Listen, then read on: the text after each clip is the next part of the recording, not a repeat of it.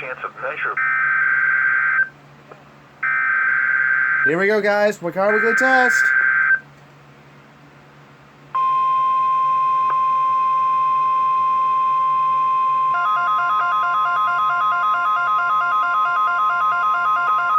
This is a test of the NOAA radio alert system. During hazardous weather and emergency situations, the alert tones which were just broadcast will automatically activate special receivers to alert you of impending hazards. This test is normally conducted weekly around 11 a.m. If hazardous weather is imminent or occurring, the test may be canceled. To provide the most consistent warning service possible, the alert tones will only be activated for the following counties in the KXI79 listening area in Illinois: Montgomery, Bond, Fayette, and Macoupin.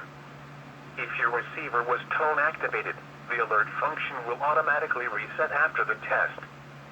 This concludes our test for this week, and we will now resume normal programming. Thank you.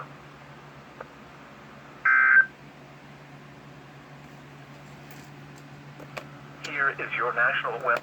We did it, boys. Here we go again.